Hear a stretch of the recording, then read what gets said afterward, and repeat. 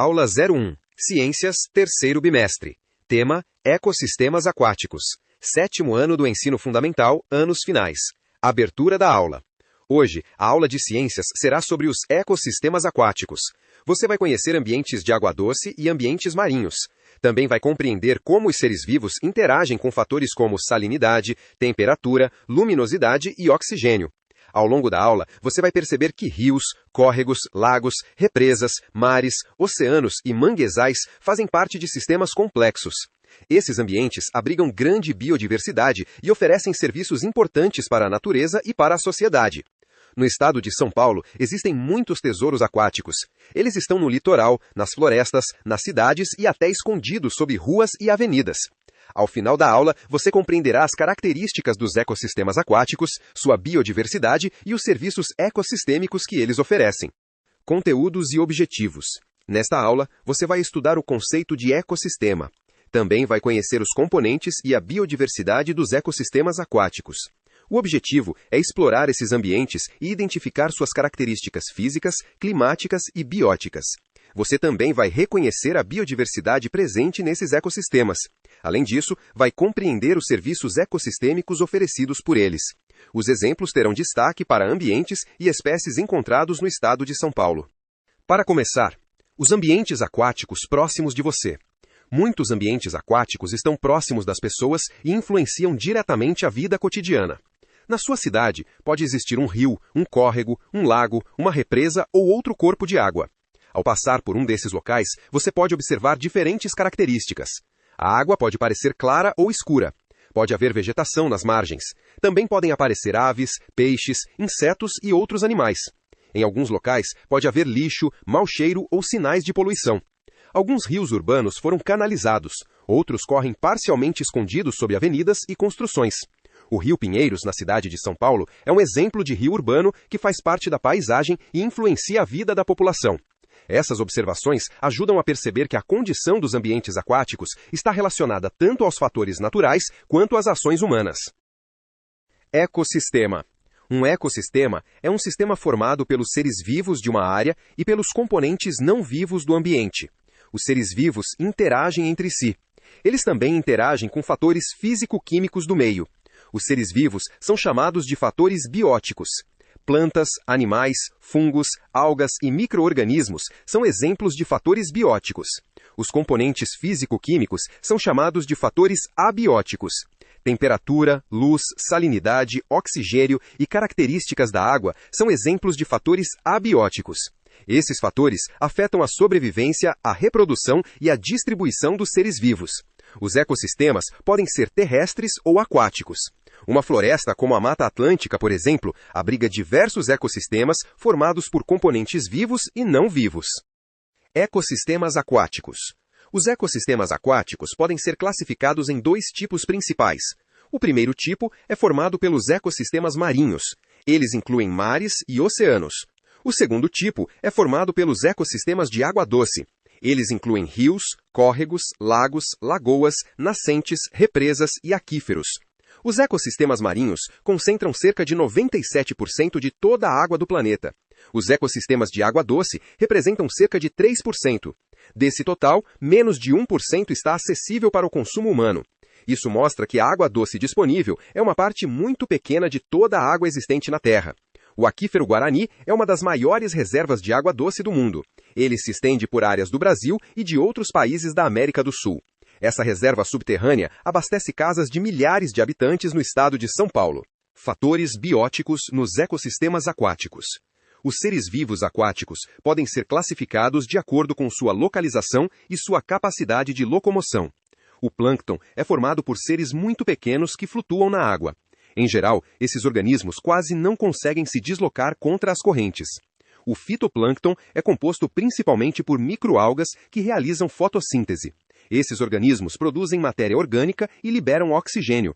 Por isso, são muito importantes nas cadeias alimentares aquáticas. O zooplâncton é formado por pequenos animais, como alguns microcrustáceos. Esses organismos se alimentam de outros seres vivos e servem de alimento para muitos peixes. O nécton é formado por animais que nadam ativamente na água. Peixes como lambari e dourado pertencem a esse grupo. Camarões e anfíbios também podem fazer parte do nécton. Os bentos é formado por seres que vivem no fundo de rios, lagos ou oceanos. Caramujos, mexilhões e alguns peixes, como o cascudo em ambientes de água doce, são exemplos de organismos bentônicos. Existem ainda organismos associados ao ambiente aquático. Capivaras e aves, por exemplo, não vivem o tempo inteiro dentro da água, mas dependem desses ambientes para alimentação, abrigo ou reprodução. Fatores abióticos e bióticos nos ambientes de água doce e marinhos. A salinidade é uma das principais diferenças entre os ambientes aquáticos.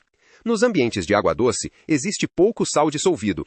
Por isso, dizemos que a salinidade é baixa. Nos ambientes marinhos, a quantidade de sais dissolvidos é maior. Por isso, a salinidade é alta.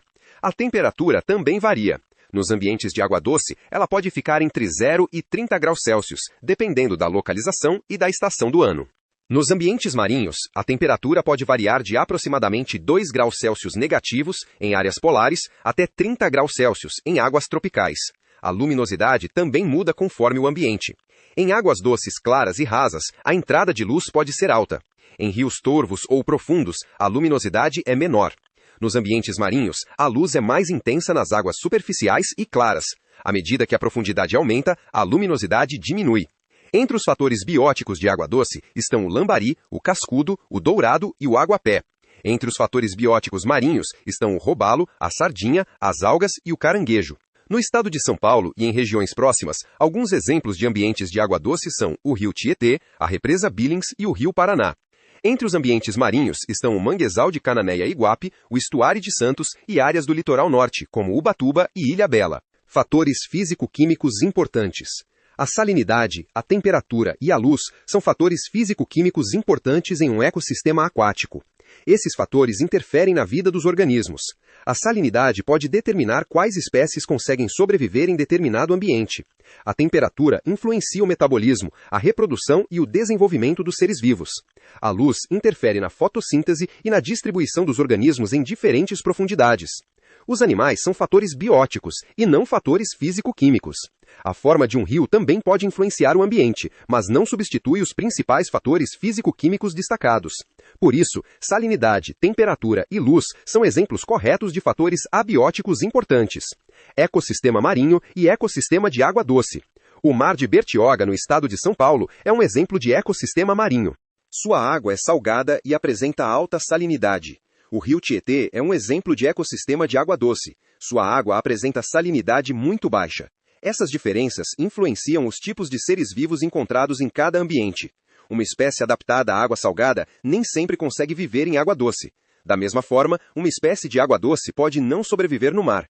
Isso acontece porque os organismos precisam controlar a quantidade de água e sais dentro do corpo. Esse equilíbrio depende das adaptações de cada espécie. Ecossistemas aquáticos. Manguezal. Os manguezais são áreas úmidas localizadas entre a terra e o mar. Eles formam uma zona de transição. Nesse ambiente, a água doce se mistura com a água salgada. Essa mistura forma a água salobra. A água salobra é a água doce que possui certa quantidade de sal. As plantas dos manguezais apresentam adaptações às condições do ambiente. Suas raízes conseguem se desenvolver em solos alagados e com pouco oxigênio. Os manguezais são considerados berçários de muitos animais marinhos. Isso significa que várias espécies utilizam esses locais para se reproduzir ou desenvolver seus filhotes. Esses ambientes apresentam alta biodiversidade.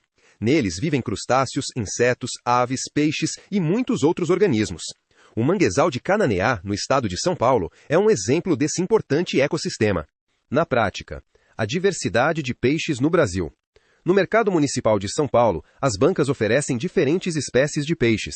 Entre os peixes marinhos estão corvinas, sardinhas, tanhas, salmões, garoupas e merluzas. O pintado é um exemplo de peixe de água doce. O tucunaré também vive em água doce e tem origem em rios da Amazônia. O Brasil apresenta grande diversidade de peixes de água doce. Muitas dessas espécies são pequenas, frágeis e apresentam baixo valor comercial. Isso ajuda a explicar por que elas aparecem menos nas bancas de mercados, mesmo sendo numerosas na natureza. Um catálogo de peixes de água doce do Brasil registrou 2.122 espécies encontradas nos rios do país. Esse número era quase o dobro do que havia sido listado em 1948. O aumento não significa necessariamente que todas essas espécies surgiram recentemente. Ele mostra que novas pesquisas permitiram descobrir, identificar e registrar espécies que ainda não eram conhecidas pela ciência. Adaptações aos ambientes aquáticos. Os ambientes de água doce e marinhos apresentam fatores abióticos diferentes. Entre eles estão a salinidade, a temperatura, a luminosidade, a quantidade de oxigênio e o movimento da água. Esses fatores interferem nas adaptações dos seres vivos. Peixes marinhos precisam lidar com uma grande quantidade de sais ao redor do corpo. Peixes de água doce vivem em ambientes com baixa concentração de sais. Por isso, esses animais apresentam mecanismos diferentes para manter o equilíbrio de água e sais dentro do organismo. A temperatura também influencia quais espécies conseguem viver em cada local. A luminosidade interfere na presença de algas, plantas aquáticas e outros organismos que dependem da fotossíntese. A quantidade de oxigênio dissolvido na água afeta diretamente a respiração dos animais aquáticos. A importância dos estudos sobre biodiversidade. Estudar a biodiversidade dos ecossistemas aquáticos é importante para conhecer as espécies que vivem nesses ambientes. Esses estudos ajudam a descobrir novas espécies. Também permitem acompanhar a distribuição e a quantidade de organismos. Com essas informações, é possível reconhecer espécies ameaçadas e criar estratégias de conservação. As pesquisas também ajudam a identificar mudanças ambientais. A poluição, a destruição de hábitats, o uso de pesticidas e o despejo de detritos podem causar grandes prejuízos. Conhecer a biodiversidade é um passo fundamental para proteger os ecossistemas aquáticos. Ecossistemas aquáticos e pesquisa. A pesquisa científica é essencial para conhecer a biodiversidade dos ambientes aquáticos brasileiros. O programa Biota, da Fundação de Amparo à Pesquisa do Estado de São Paulo, é um exemplo desse trabalho. Por meio de pesquisas, novas espécies de peixes foram descritas. O lambari do rabo amarelo é um exemplo de espécie registrada em levantamentos realizados em rios brasileiros. As pesquisas também identificam situações de degradação ambiental. Muitos riachos recebem detritos e pesticidas. Essas substâncias podem alterar a qualidade da água. Também podem ameaçar peixes, plantas aquáticas e outros organismos. Os estudos científicos ajudam a compreender esses impactos e a propor medidas de proteção. Serviços ecossistêmicos aquáticos. Os serviços ecossistêmicos são benefícios que os ecossistemas oferecem para a natureza e para a sociedade. Nos ambientes aquáticos, esses serviços podem ser divididos em diferentes grupos. Os serviços de regulação ajudam a manter o equilíbrio ambiental. A purificação da água é um exemplo. O controle de enchentes também é um serviço de regulação. Os serviços de provisão fornecem recursos utilizados pelas pessoas. A água para uso humano é um exemplo. Os alimentos obtidos pela pesca também fazem parte desse grupo. A produção de energia elétrica em represas é outro serviço de provisão. Os serviços de suporte mantêm o funcionamento dos ecossistemas. A manutenção da vida em rios, lagos e mares é um exemplo. A reciclagem de nutrientes como carbono e nitrogênio também é um serviço de suporte. Os serviços culturais estão relacionados ao bem-estar, à educação e aos valores das comunidades.